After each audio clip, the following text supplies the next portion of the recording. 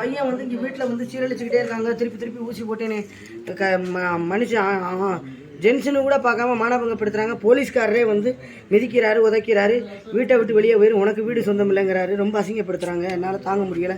இது நம்ம வீடு, இனிமேல் நமக்கு சொந்தம் கிடையாது. கண்டவனும் உள்ள நுழையிறான். நான் இனிமேல் வீட்டில் இருக்க மாட்டேன்ட்டு கோவப்பட்டு வெளியில் வந்துட்டார். அவர் யாரு தம்பி வெளியில் போயிட்டார். அப்புறம் நான் திருப்பி அவரோட நானும் வெளியில் போயிட்டேன். உங்கள் தம்பியோட? ஆமாம், காட்டுக்குள்ளே தெரிஞ்ச நிம்மதியாக இருந்தான். காட்டுக்குள்ளே வீட்டுக்குள்ளே இருக்கிறதான் பயமா இருக்கு. கண்டவனு வந்து ஊசி போட்டு அசிங்கப்படுத்திட்டு போகிறான். அவங்களையும் போலீஸ்காரங்க விடாமல் விரட்டி வந்து அப்புறம் வளத்தரா கோட்டைக்கிட்ட போயில அந்த ஆள் வந்து சொன்னார், நீங்கள் தைரியமாக போங்கம்மா அப்படின்னாரு. கடை தூங்குமானாரு. தூங்கி திரும்பி பார்க்கறதுக்குள்ள தூங்க கூட இல்லை, உட்காந்துக்கிட்டே கண்ணை சென்னேன். அதுக்குள்ளேயும் பார்த்தா பையனை கடத்தி கொண்டு போயிட்டாங்க. அவங்க தம்பியை ஆமாம் பேனா கத்தி வச்சு காமிச்சாங்க. ஒருத்தன் கட்சிக்காரன் ஒருத்தன் அந்த பக்கத்தில், அது என்னது எஸ்குலா வாய்ப்பட்டிக்கு பக்கத்தில் ஏதோ ஒரு சேதராப்பட்டியே நம்ம ஏதோ ஒரு கிராமம் 2 கிலோமீட்டரில் அறந்தாங்கி ரூட்டில் கடத்தி கொண்டு போயிட்டானுங்க. அப்புறம் நான் பதறன்னு இப்போ எல்லாத்தையும் போய் கம்ப்ளைண்ட் கொடுக்குறேன். அந்த அம்மா சொல்கிறாங்க வருவான் போகணும். அப்புறம் ரொம்ப பயந்து ரொம்ப கஷ்டப்பட்டேன். அப்புறம் கடைசியில் பார்த்தா விடியலை தேடி மறுபடியும் இங்கே போய் எஸ்பி ஆஃபீஸுக்கு போனால் அங்கே அப்புறம் வருவான் போனாங்க. லோக்கல் ஸ்டேஷனு 181 எல்லாத்துக்கும் கொடுத்துட்டு கடைசியில் 100 கிடைச்சேன். யாரும் எடுக்கலை. திருப்பி கடவுளே தெய்வமேன்ட்டு போனேன். அப்புறம் அறந்தாங்கி ரூட்டில் ஆட்டோ பிடிச்சி போயில. அப்புறம் அவனை பாதி தூரத்தில் அவன் நடந்து சோர்ந்து வந்தான். ஊசியை போட்டு மறுபடியும் அசிங்கப்படுத்தி அனுப்புகிறாங்கம்மா. அவரையுமா தம்பியை தான் மெயினாக. இது 5-6 வருஷமாக அந்த கொடுமை நடந்துக்கிட்டு இருக்கு. கேட்டால் அவனை மனநோயாளிங்கிற அவன் பிசியோதெரபி டாக்டர் 6 வருஷமாக ஊசி போட்டு கெடுத்துக்கிட்டு இருக்காங்க. இவர் அலிகளை வச்சு. இவரை எந்த டாக்டர் பண்றாரு? டாக்டர் இல்ல, கண்டவனையும் விட்டு இந்த இவங்க இருக்காங்க அலிகள் மாதிரி. இல்ல, யார் பிசியோதெரபி டாக்டர்? அவன் பிசியோதெரபி டாக்டர். அவனை இந்த நிலைமைக்கு ஆளாக்கிட்டாங்க அவங்க. போத விஷயம் சொல்லுங்க பாப்போம். கத்துவாங்க வேண்டாம். அன்னைக்கு நல்லா தானே என்கிட்ட பேசினாரு. ஒரு நேரம் மூட பொறுத்து இருக்கு. வேண்டாமே கொண்டு கெடுத்து விடாதீங்க. மனநலம் பாதிச்சிருக்கு. மாமா இவ்வளவு நேரம் ஏமா உங்களே ஒரு நாளைக்கு 5 ரூபா ஊசி போட்டு அசிங்கப்படுத்திக்கிட்டே இருந்தா உங்க விருப்பத்துக்கு விரோதமாக கொண்டு வந்து ஒரு ஆம்பளை அலிகளை வச்சு கண்ட ஆம்பளைகளையும் வச்சு அசிங்கப்படுத்தி மிதிச்சு உன் வீடு உனக்கு சொந்தம்லன்னு போலீஸ்காரனே வந்து வீட்டுக்குள்ள எங்க வீட்டுக்குள்ள வந்து மிரட்டி கேமராவை இது பண்ணி கரண்ட் எல்லாம் பிடுங்கி வச்சு லைட்டை தட்டி இவனே மெக்கானிக் எல்லாத்தையும் பார்ப்பான். கரண்ட் சாக்கடிக்கிற மாதிரி பண்ணி விட்டு போறாங்க. எர்த்தடிக்குது மோட்டரை போட்டு விட்டா போலீஸ்காரன் வந்து செஞ்சுட்டு போறான் அப்படிங்கிறான். இந்த மாதிரிலாம் அக்கிரமம் நடந்தா யாருக்குமா அப்புறம் கோவம் வராது? நாங்களும் மனுஷால் தான், நம்ம எவ்வளோதான் பொறுக்க முடியும்? அவமானமாக இருக்குது இதெல்லாம். இந்த வீதியில் இருக்கிற பையன் மேலே எனக்கு சந்தேகமாக இருக்குது. அந்த அவன் வயசு என்ன என் பிள்ளை மாதிரி 30-32 வயசு இருக்கும். அவங்க பார்த்தீங்கன்னா நாங்கள் கதவு சாத்துறவரில் அங்கனே சுற்றுறாங்க. ஒரு கிழமை அங்கே சுற்றுறாங்க. நீங்கள் ஏரியாவில் உள்ளவன் எவன் யார் போகிறவன் வரவேன்னு கணக்கு இல்லாமல் கண்டவனையும் தூண்டி விட்டு அசிங்கப்படுத்திட்டு போகிறேன். ஒரு நாளைக்கு 4 தடவை போதை ஊசி போட நேற்று அப்படியே உட்காந்ததுக்குள்ளே உட்காந்து தான் இருந்திருப்பேன். இல்லாட்டி காலையில் நேரம் கிளம்பி நம்ம எங்கள் சொந்தக்காரங்க யார் ஊசி போடுறாங்களே வீடு தேடி வந்து போடுறாங்க. ஆமாங்க போடுறாங்க. ரிப்போர்ட்டரே ஒத்துக்கிட்டாரு. அதுக்கு தானே அந்த நான் இதான் கேமரா ஆஃப் பண்ணிருக்கு. என்ன இல்லாட்டி எதுக்கு கேமரா ஆஃப் பண்றாங்க சொல்லுங்க பார்க்கலாம். அவங்க மேல குற்றம் இல்லைன்னா கேமரா யார் வந்து ஆஃப் பண்ணது? இவன் கவுன்சிலர் அவன் ஆளுகளை வச்சு அவங்களுக்கு தான் எல்லாம் வித்த சகலகலா வல்லவர்கள் கிரிமினல் வல்லவர்கள் இருக்கா இங்கே வேலையாளிகள். அவங்கள விட்டு எதுல என்னென்ன கேடித்தரம் பண்ணணுமோ அவ்வளவு பண்ணி வச்சுட்டு போய் அந்த கேமரால பதிவாயிருக்கும்ல. யார் ஏறி குதிச்சாங்கிறது பதிவாயிருக்கும்ல.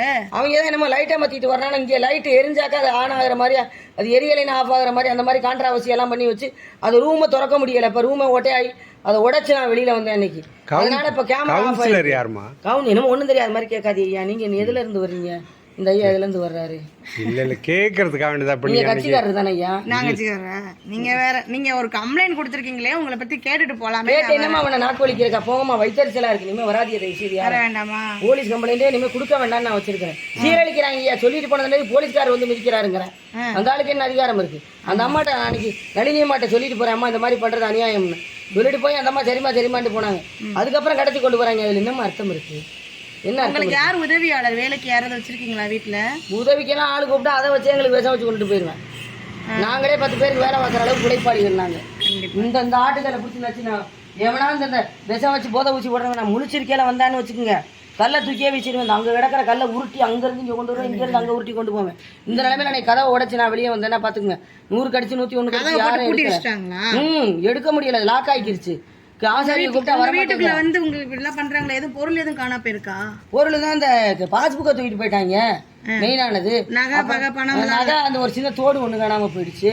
பெரிய நகைகள்லாம் நான் வச்சுக்கிறது இல்லை. அதுக்கு தான் இருக்கிறத எடுத்து நான் போட்டுக்கிட்டேன். நான் போடவே மாட்டேன்.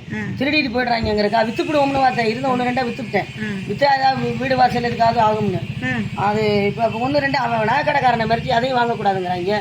அவன் வந்து காசு கொடுத்த அதாவது காசா நான் தரமாட்டேன், வேறு மாற்று எக்ஸ்சேஞ்சு நான் தான் தருவேன். எக்ஸ்சேஞ்சு ஒன்றா என்ன இந்த நகையை போட்டானே எல்லாம் ஒன்று தான் போயான்ட்டு அதை போட்டுக்கிட்டேன். அவ்வளோதான். இருந்ததெல்லாம் ஏற்கனவே ஏற்பட்டது வித்தாச்சு. வித்து வைத்திய செலவுக்கே சரியா போச்சு. ட்ரீட்மெண்ட் எடுத்துக்கிட்டு இருக்கீங்களா? அந்த பையனுக்கு எடுத்தோம். தலையில் அடிவிட்டது ஆக்சிடென்ட் ஆனது. அவருக்கு ஆக்சிடென்ட் ஆச்சா? அப்போ அவன் ஒய்ஃபு குழந்தையெல்லாம் இறந்து போயிட்டாங்க. இவங்க குழந்தையெல்லாம் ஆக்சிடென்ட்ல இறந்துட்டாங்களா? மெட்ராஸில் அதையே கூட அவனுக்கு நினைவில் இல்லை, அப்போ கோமா மாதிரி ஆயிடுச்சு. அதனால இப்போ நான் அவனுக்கு அன்மேரிடுன்னு தான் சொல்லி வச்சிருக்கிறேன். அதை சொன்னோம்னா நான் பண்ணிக்கல, எங்கள் அக்கா பண்ணி அவங்களுக்கு 15 நாள் வீட்டுக்காரன் விட்டு போயிட்டான். அதனால அப்பா அன்மேரிடுன்னு சொல்ல சொல்லிட்டார் வரதட்சணை பிரச்சனைனால. அண்ணனும் நானும் மட்டும்தான் பண்ணிக்கல. அண்ணன் என்ன பண்றாரு? அவர் டீச்சரா இருந்து இறந்து போயிட்டாரு. அவரே இறந்துட்டாரு. கல்யாணம் பேசிக்கிட்டு இறந்துட்டாரு. கல்யாணம் பேசிட்டு இருந்தது. உங்களுக்கு பேசவே இல்லை, கல்யாணம் பேச்சே எடுக்கல. அப்படி சொல்றது ஜாதி பிரச்சனைனால பிரச்சனை. அவர் வேற சார் மரவிட அவங்க நாங்கள் கல்யாணம் பண்ணிக்கிட்டாரு. அவரு பண்ணி அவர் 2 பசங்க 32 வயசாச்சு அவங்களுக்கு. நீங்க பண்ணிருக்கலாம்ல. அவர் பண்ணிக்கிட்டாரு. அவர் தான் என்னைய சொன்னாரு செக்யூரிட்டி இல்லை இல்லாட்டி பண்ணாட்டின்னு, அவசியம் பண்ணுன்னு தான் கெஞ்சினாரு. நான் தானே மாட்டேன். அதெல்லாம் நான் அந்த காலத்து பழைய பஞ்சாங்க மாதிரி ஒரே இதுவாக பிடிவாதமாக இருந்துட்டேன். இஞ்சா சொல்லுவான் ஒரு பழைய படத்தில் கட்டினால் மகாதேவி இல்லாவிட்டால் மரணதேவின்னு, அது மாதிரி நான்லாம் ஒரு பழைய ஆள், காந்தியவாதி. இன்னைக்கு காலத்துக்கு ஒத்து வராத ஆள். அதனால என்னையெல்லாம் இனிமேலாம் இந்த உலகத்துக்கு நான் மாற்றிக்க முடியாது. என்னுடைய காலம் முடிஞ்சு போச்சு. சரி, நீங்கள் அன்னைக்கு எல்லா இடத்துலையும் கம்ப்ளைண்ட் பண்ணியிருக்கேன். நீங்கள் ஒருத்தராக வந்து விசாரிச்சு பண்ணிட்டு இருக்காங்கல்ல. நீங்கள் யார் விசாரிச்சா? அன்னைக்கு கூட ஒரு மேடம் வந்து உங்கள்கிட்ட விசாரிச்சுட்டு இருந்தாங்கன்னு கேள்விப்பட்டேன். சொன்னாங்க விசாரிச்சு மேற்கொண்டு அங்கே இருக்க அக்யூஸ்டை விட்டு நீ அரிமளத்தில் ஜெயிலாக இருக்குது, அரிமளத்தில் ஸ்டேஷனில் இருந்தியான்னு இருக்கிறேன் அந்த அக்யூஸ்டு. அடையாங்க சும்மா விசாரணைக்கு வரவே இல்லையா? வேண்டாங்க, இவங்க விசாரணை யாருங்க? உங்களுக்கு ரெக்கார்டு கையெழுத்துக்காக காமிக்கணும், அதுக்காக நீங்கள் கேட்பீங்க. போலீஸ் ஸ்டேஷனில் நீங்கள் ஏட்டம்மாவா? நீங்கள் ஐயா சும்மா அவங்க கூட வந்தேன். இல்லை நீங்கள் அப்போனா கட்சிக்காரர் இல்லைம்மா, நான் கட்சிக்காரர் இல்லைம்மா. உங்கள் உறவினர் கட்சிக்காரர். அதான் என்ன கட்சி? டிஎம்கே தான். வேற இல்லைம்மா, நீங்கள் இதில் இணையதளத்தில் இருக்கிறவர். இணையதளம் நீங்களும் தான் வச்சிருப்பீங்க இணையதளத்துல. உங்க போன்ல இருந்தா இணையதளம் என்ன? இணையதளம்னா இன்டர்நெட் தான். வேற அவ்வளவுதான், எல்லாரும் போன்ல எல்லாம் இருக்கு. கூகுள் இது அது வேற. கட்சி இணையதளம் வேற. கட்சியில யார் வட்டம், குரு வட்டம், அந்த வட்டம், இந்த வட்டம். நீங்க எங்க கம்ப்ளைண்ட் பண்ணிருந்தீங்க சொல்லுங்க. நான் 181 101 100 எதுக்கு பண்ணி நாக்கு வலிக்கிறேன். அவங்க எல்லாம் ஒண்ணும் செய்யல. 1100 யாராலும் அமைச்சர்கிட்ட பண்ணனே. அவர் செஞ்சாரா? அவர் சொந்தக்காரர் செட்டியார் ஜாதிக்காரர். உனக்காக நான் கவிதை பித்தனை புகச்சிக்க முடியாது அப்படின்னாரு. யாரு? யார் அமைச்சர்? யார் செட்டியார்? யார்? ரகுபதி சட்ட அமைச்சர். முடியாதுமான்னாரு. என்னையா அவங்க கட்சிக்காரன் விஷம் வைக்கிறேன், அதுக்காக நான் சாக முடியுமான்னு. அதுக்கு என்னென்னமா ஒன்றா சொல்றீங்க போகமான்னாரு. இந்த வீட்டையே அவங்களுக்கு எங்கள் சொந்தக்காரருக்கு தான். அவருடைய தம்பி வந்து சித்தி பையன் புலிவரையில் இருக்காரு, செட்டியார் பெரிய பணக்காரரு. அவருடைய சகலை அவரும் பணக்காரரு தான், எங்களை விட பணக்காரரு. அவர் பேர் சேகர், பனையப்பட்டி சேகர்னு, பெரியப்பா பையன். அவருக்கு தான் நான் வீட கொடுக்குறதா வச்சிருந்தேன். வா உனக்காக நான் வந்து எஸ்பி ஆஃபீஸில் கம்ப்ளைண்ட்லாம் பண்ணுறேன்னாரு. அதுக்குள்ளே இவங்க எங்கள் பனையப்பட்டியில் ஜாதி சங்கத்தில் உள்ள செட்டியார்ட்ட சொல்லி மிரட்டி வந்தானா அவன் பெரிய மர்டர் பேர் வழி உங்களையும் மர்டர் பண்ணிவிடுவேன், அந்த அம்மாவுக்கு உதவாதியே பேசாதியே, இவ்வளவு நாள் ஒதுக்கி இருந்த மாதிரி ஒதுக்கிடுங்க. அவர் அதோட ஒதுக்கிட்டாரு. பெரிய யார் அவங்க மிரட்டினது? யாரு? ஜாதி சங்கத்து செட்டியார் நல்லா தான் உதவ வந்தாரு. செட்டியார் கவிவேந்தன் மிரட்டிட்டேன். அப்புறம் யாரு? இந்த அவர் தான் சீப் ஸ்டோர் செட்டியார். இல்ல யார பேர் சொன்னீங்க? கவிவேந்தன் கவுன்சிலர். கவுன்சிலர் உங்க வார்டு கவுன்சிலரா? அந்த ஆள் ஏன் வார்டுலாம் ஒன்றா கட்டிங்களா? அந்த ஆள் 42வது உள்ள வீதியில் இருந்த வீணா போனவங்க தூண்டி விட்டுருக்கேன். அந்த ஆளுக்கு ஆள் இல்லை, பேர் இல்லை. நான் சொந்தக்காரனோட கொஞ்ச நாள் பேசாமல் இருந்தேன். வேற ஒன்றும் கல்யாணம் டயத்தில் நகை தர மாட்டேன்ட்டாங்க மாமன். அதனால எங்களுக்கு கோவம். யார் கல்யாணத்துக்கு? ஏன் கல்யாணத்துக்கு அந்த அம்மா நகை கேட்டுச்சு. அவங்க அம்மா, அவங்க அம்மா 25 பவுன் கேட்டுச்சு, கொடுக்க மாட்டேன்ட்டாங்க மாமன்.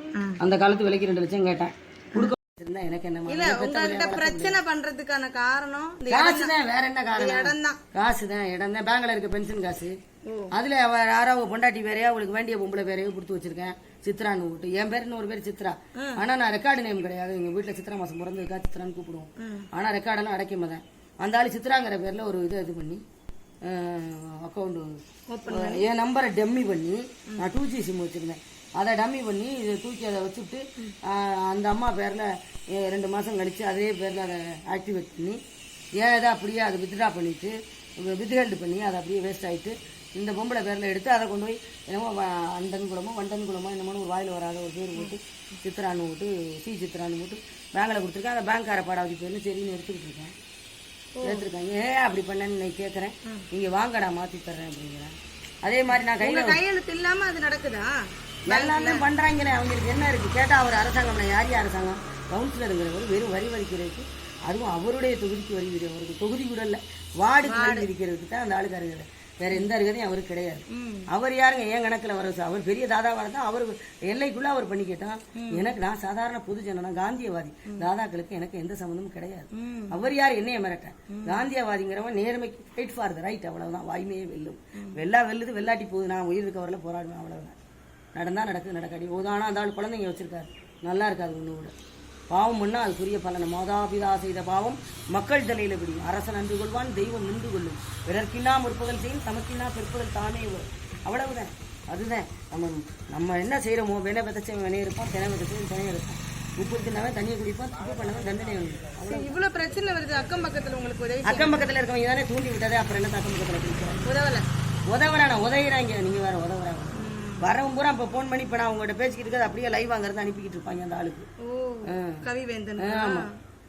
என்னம்மா ஒண்ணுமே தெரியாத மாதிரி கேட்குறீங்க, என்னால் நம்ப முடியாம இருக்கு நீங்க பேசுறத. நீங்க சொல்றதான் நான் கேட்க முடியும். அப்படியே அனுப்பிக்கிட்டு இருக்கேன். அந்த ஆள் ரெக்கார்டு போயிட்டு இருக்காங்க. ஆனா அந்த ஆள் இப்படி அல்பமா இருக்கிறேன். குறைஞ்சது ஒரு 50 கோடி ரூபாய்க்கு சொத்து இருக்காது. ஏன் அந்த ஆள்லாம் இப்படி இந்த ஒரு 50 லட்சம் ரூபாய் சொத்துக்கு இந்த ஆள் செலகிறேன். சரி, எத்தனை பேர்ட்ட சொத்து இருக்கு. நான் என்ன சொல்றேன், ஒரு டீ கடை நீ போட்டுருந்தீங்கன்னா கூட நீ எல்லாம் போய் உழைக்கவே வேண்டாம்.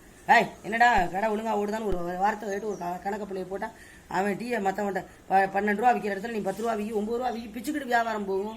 இவன் நல்ல சம்பாதி உன்னை யார் வேண்டாங்கிறா. புண்ணியத்துக்கு புண்ணியம், காசுக்கு காசு. ஏன் அப்படி பேரையும் அசிங்கப்படுத்தி உன்னையும் ரிப்பேர் பண்ணி எங்களை கொடுமைப்படுத்தி கொண்டுட்டு இருக்கேன். நான் சொல்லி அவ்வளோ வாத்திரமா இருந்தால் உனக்கு கத்தியை வச்சு குத்திட்டு போடா, துப்பாக்கி வச்சு சுட்டுட்டு போ. உனக்கு தான் போலீஸ் கையாளா இருக்காங்களே. ஒரு காந்தியாவே அந்த காலத்தில் துப்பாக்கி வச்சாலடா சுட்டாங்க 80 வருஷத்துக்கு முன்னாடி. அவர் வாரிசு மாதிரி அவரை பின்பற்றி, அவர் நேரடி வாரிசு இல்லை, கொள்கை ரீதியாக அவர் வாரிசா நாங்கள் நினைக்கிறோம்.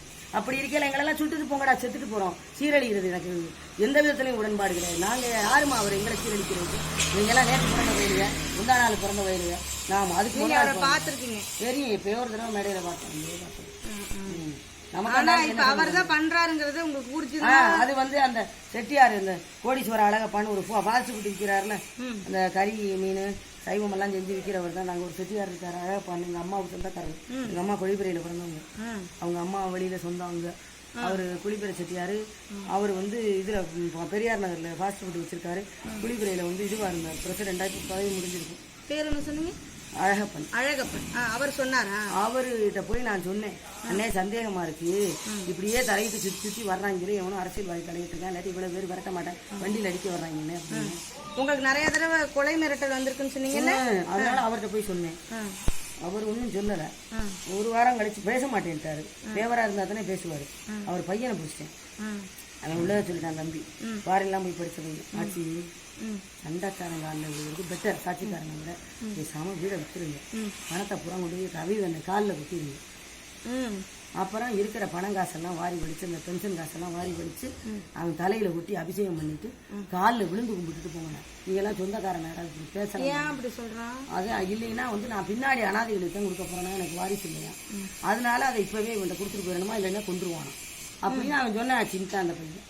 அவர்தான் உங்களுக்கு கவிவேந்தன் சொல்லியிருக்காரு, இவர் தான் பண்றாரு. எனக்கு அப்ப டச் செல் இல்ல, இருந்தாட்டி ரெக்கார்டு பண்ணிருக்கேன் அப்படின்னு அந்த பையன். இப்ப பட்டன் செல்லு தான் நான் வச்சிருந்தேன். ஆனா அதுக்கு முன்னாடி நேரடியாக உங்ககிட்ட கவிவேந்தன் அவன் சாமர்த்தியமா காயினா இருக்கிறான், ஆளே தலையிடாம. ஏற்கனவே நிறைய கேஸ் இருக்கான், அதனால இந்த கேஸ் பட்டுக்காம உத்தம மாதிரி நான் நடிக்கிறேன். எத்தனை நீ நடிச்சினாலும் அது எனக்கிட்ட தானே நடிக்கிறேன், எனக்கிட்ட தானே உன்னை பத்தின ரெக்கார்டு இல்லை. இந்த பாஸ்ட் ஃபுட் விற்கிற வயல்ல இருந்து ரோட்ல போறவன்ல இருந்து நகராட்சியில வேலாக்குற துப்புரவு தொழிலாளியில இருந்து ஆபீசர் ரேங்க் வரல அத்தனை பேரை என்னை பின்னாடி வண்டியில விட்டு அடிக்க விடுறிய, விரட்ட விடுற, லாரிக்காரனை விடுற, மணல் வண்டிக்காரன், தண்ணி வண்டிக்காரன், போறவன் வரவனையெல்லாம் அடிக்க விடுறிய. அதுல 4 பேர் அதுல ரெக்கார்டு பண்ணி வச்சிருப்பேன். 40 பேர்ல 4 பேர் ரெக்கார்டு பண்ணி வச்சிருப்பேன். 10 பேர் பயந்து போனாலும் 10 பேர் கண்டிப்பா நாளைக்கு எதிராக கட்சி ஆட்சி மாறையில கண்டிப்பா உன்னை மாட்டி கொடுத்தான்னா இன்னொருத்தன் என்ன பண்ணுவது? எத்தனை பேரையும் அவனால மடக்க முடியும்? நீங்க இவ்வளவு நல்லா தெளிவா பேசுறீங்க. என்னைய பைத்தியம்ங்கிறான் யாரு? அவன் தானே. எங்க அப்பா அம்மா அக்காவும் செத்து போனதுனால நான் பைத்தியம் ஆயிட்டேனா. இதே போதை மருந்து எங்க அக்காவுக்கு வச்சிருக்காங்க, எங்க அம்மா எங்க அப்பாவுக்கு. ஏதாவது எவிடன்ஸ் எடுத்து வச்சு, அதாவது எவிடன்ஸ் எடுத்து வைக்கிறதுக்கு தான். அதுதான் அவன் சாமர்த்தியமா கை நகர்த்துறாங்கிறமே. தூங்குன பிறகு இந்த கதவை நாங்க என்ன பண்ணுவோம், எங்கிட்ட ஏசி கிடையாது, இதை மட்டும் பித்தளை போட்டு நாங்க எடுத்து பாருங்க கூட்டி விட்டு படுத்துருவோம். அப்பா இருக்கு வெளியில ஒரு திரையை மட்டும் கட்டிக்குவோம். அவங்க என்ன பண்ணிருக்கிறாங்க, அந்த பாடாவது போய் செட்டி அவன் முத்துக்குமார் பெயிண்ட் கடைக்காரன் இருக்கான்ல, அவன்கிட்ட போய் மிரட்டி ஸ்பேர் சாவி வாங்கிட்டாங்க. நாங்க எதையும் ஓப்பனா பேசுறாள், அதான் எங்களோட வீக்னஸ். நம்ம அங்க போய் பூட்டு வாங்கிட்டு வரப்ப எங்க அப்பா கத்து வரமா, முத்துக்குமாரில் பூட்டு வாங்கிட்டு வந்துருமா, 2 வீடு பெரிய பூட்டை வாங்கிட்டு வாமா, சரிப்பா இந்த சைஸா அந்த சைஸான்னு கத்திட்டு போங்க. இங்கே இருக்கிற முறை அதை கேட்டுக்கிட்டு இருப்பேன். அப்புறம் போய் அவன்கிட்ட சொல்லியிருக்கிறாங்க. உடனே அவன் செட்டியை போய் மிரட்டி இந்த சைஸுக்கு ஸ்பேர் பூட்டு இந்த அம்மா வாங்கிட்டு போச்சாமல, அந்த அளவுக்கு ஸ்பேர் கொடுங்க. அவன் கம்பெனிக்கு ஃபோன் பண்ணி ஸ்பேர் கொடுத்துட்டான். அதை வச்சு இந்த நாய்ங்க வெளியே உள்ள திறந்து வந்துருது. 2 நாயையும் உள்ள விட்டு திருநாய் பூரா உள்ள நுழைஞ்சு வீடே லாட்ஜ் ஆக்கி இந்த பாவத்தெல்லாம் எங்க போய், எங்க வீடு கோயில் மாதிரி புனிதமான இடம், இந்த பாவத்தெல்லாம் எங்க போய் தொலைக்க போறாங்களோ. எங்க அப்பாவுக்கு கொண்டு ஊசி போட்டுருக்காங்க. ஆனா சொன்னாரு, எங்க அப்பா நடமாடுற மாதிரி இருக்கு, யாரோ வந்து ஏதோ குத்துற மாதிரி எல்லாம் இருக்கு அப்படின்லாம் சொன்னாரு. அப்புறம் வாயில வந்ததெல்லாம் சொல்லி திட்ட ஆரம்பிச்சாரு. கோவம் அப்படி போடுவார். நாட்டி எங்க ஆத்தா என் பொண்ணும் பாரு இதே மாதிரி சைடு எஃபெக்ட் தான் அவருக்கு வந்துச்சு. அக்காவுக்கும் அதே சைடு எஃபெக்ட் தான் வந்துச்சு. வந்துதான் செத்தாங்க. அவங்களுக்கு என்ன சைடு எஃபெக்ட்? சைடு எஃபெக்ட்னா அந்த குத்தியெல்லாம் வந்து இந்த மாதிரி இந்த தொப்புலாம் வந்து ரொம்ப குட்டியா சுருங்கி போயிடுச்சு. தொப்பை பெருசாகி வலி வந்து யூரின் சரியா பிரியாம கிட்னி ப்ராப்ளம் மாதிரி வந்து உடம்புல ஒரே மாதிரி வலி வேதனை. உங்களுக்கு ஊசி போடுறாங்கன்னு நீங்க எங்ககிட்ட கம்ப்ளைண்ட் பண்ணீங்க. ஆமா போடுறாங்க, அதுல மாற்றம் கிடையாது. ஆனா நமக்கு கான்சியஸ் இல்ல. காரணம் என்னன்னா பகல்ல இப்ப நான் சோறு கடையில தான் வாங்கிட்டு வந்து திங்கிறேன். அந்த சோத்துல கடைக்காரன் முன்னாடியே 2 பேரை வர சொல்லி அடிச்சு விட்டாங்க. நீங்க போய் தான் வாங்கிட்டு வரீங்க? போயிட்டு தான் வாங்கிட்டு வரேன். நான் போறதுக்கு முன்னாடி தான் எனக்கு 4 புறம்போக்கு போயிடுறேன். முன்னாடி வண்டியை நான் நகண்டு போறதுக்குள்ள அவன் போயிடுறேன். போய் அந்த படுவாவியை கொடுத்து கடைக்காரன் கண்ணை காமிச்சு அங்கே ஓரம் கட்டி நிற்கிறேன். அந்த மூஞ்சி முகர அக்யூஸ் முகரையில தான் எழுதிருக்கு திருட்டு போயிடுவேன். அவன் அந்த பவுடரை கொடுத்தானே கடைக்காரன் அதை விட திருடனா இருக்கேன் அப்படிங்கிறேன். நான் பார்த்து எத்தனையோ பேர் சண்டையே போட்டேன். என்ன பண்ண முடியும்? எத்தனை பேரோட ஊருடன் பைக்கின் வேறுடன் கெடும். ஒரு ஆள் எதிரியா இருந்தா ஜெயிக்கலாம். அத்தனை பேர் எதிரியா இருந்தா ஒரு கை ஓசை எழுமா, தனிமரம் தோப்பாகுமா? ஒரு ஆள் என்ன செய்ய முடியும்? ஏழை சொல் அம்பளம் ஏறுமா? என்ன பண்றேன்? டக்குன்னு எடுத்துறாங்க. எடுத்துட்டு பவுடர் அடிச்சு கொடுத்து விடுறேன். நான் ஒரு கடையில் அன்பு கேண்டிங்கிறதுல பவுடரே கண்ணால பார்த்தேன். வெளில போடுறாரு, கட்டியே கொடுத்தேன். அதுக்கப்புறம் என்ன பண்றாங்க? கட்டி கொடுத்துட்றாங்க. இங்கெல்லாம் வந்து கொஞ்சம் நேரம் கழிச்சு வயிறு வாயெல்லாம் எரிய ஆரம்பிச்சிருது. அந்த சைடு எஃபெக்ட்ல கொஞ்சம் நேரத்தில் அப்படியே கெரியா இருக்கையில வந்து உள்ள நுழைஞ்சிடறாங்க. அதை ஏதோ சிபிஎஸ் மாதிரி உள்ள இந்த லைட்டுகளுக்குள்ள கருவி வேற பொருத்தி வச்சிருக்கேன். 5-6 வருஷமா நடக்குது. ஏதோ கருவி பொருத்தி வச்சிருக்கிறாங்க. அது எத்தனை சைஸ்ல இருக்கும்னா எனக்கு தெரியாது. ஏதோ நான் பத்திரிகையில படிச்சேன். அதை வச்சு யூகிச்சு சொல்றேன். கண்டிப்பா அதுல கருவி இருக்கு. அதனாலதான் தூங்குற நேரம் வருது. அந்த கம்நாட்டி வர்றாங்க. முழிச்சிருக்கையில வந்தா ஒன்னும் நாக்கு கூட வலிக்க முடியாது. செருப்பு எடுத்து அடிச்சு நானே காலி பண்ணி தூக்கி தூங்கின பிறகு வர்றதுனால ஒன்றும் தெரிய மாட்டேங்குது. அன்கான்சியஸா இருக்கிறதுனால வந்து மறுபடியும் ஊசியை போட்டு பண்ணிட்டு போறாங்க. ஊசியை போட்டு உங்க தம்பியை தானே தப்பு பண்றாங்க. தம்பியை தப்பு பண்றது 5-6 வருஷமா நடக்குது. எனக்கு இப்போ 6 மாசமா காசு கொடுக்கலைங்கன்னு வெறி அதிகமாயிடுச்சு. இவளை இப்படி வச்சு நச்சு கொண்டுட்டோம்னாக்க காசு எடுத்துட்டு போயிடலாம்னு நினைப்பு. ஏன்னா இவர் காசு எடுத்துட்டு தனியா டைரக்டா இவர் சொர்க்கத்துக்கு போறாரு. நாங்க மட்டும் கல்லறைக்கு போறோம். எல்லாரும் தானே போறோம். நீங்க வீடு இப்படி போட்டு வச்சிருக்கீங்களே, சுத்தம் பண்றதுக்கு ஆள் இல்லையா? ஏன் என்ன சுத்தம் பண்றதுக்கு என்ன இருக்கு? ஏன்னா இதெல்லாம் அள்ளி போட்டு கொண்டு போய் கொட்டிட்டு வந்துருவேண்ணா.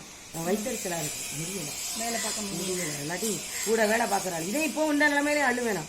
இப்பதான் அள்ளி வச்சிருக்கேன். குரங்கு வேற கொட்டி விட்டு போயிரு. கொண்டு போய் கொட்டிட்டு வரோம்.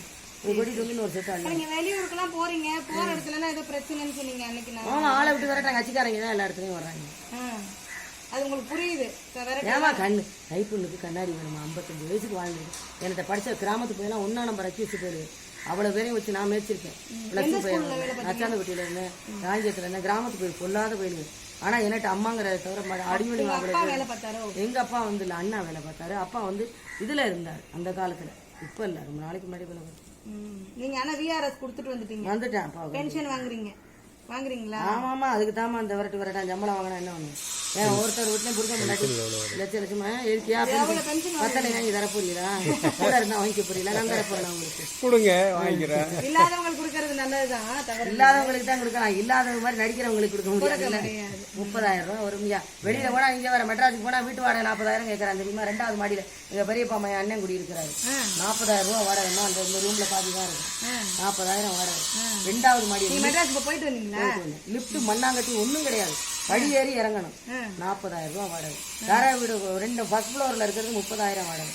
நான் என்ன பண்ணுவேன்? அதை கொண்டு வச்சுட்டு அட போங்கம்மா, இந்த என் இருக்க காசெல்லாம் எடுத்து அள்ளிட்டு செலவழித்து என் தேவைக்கே பத்தாது. 4 வெளிநாடு போய் சுற்றி பாரு, கோயில் வளர்த்து சாமி கும்பிட்டு முடியாதவரா இருக்காரு. இவர் ஏதாவது ஆஸ்பத்திரியில் சேர்த்து விச ஊசி போட்டு கொள்ளணும். அவ்வளவுதானே. அதுக்கு தானே உங்களை கவுன்சிலர் கவி வந்து அனுப்பியிருக்கேன். போயிட்டு வாமா.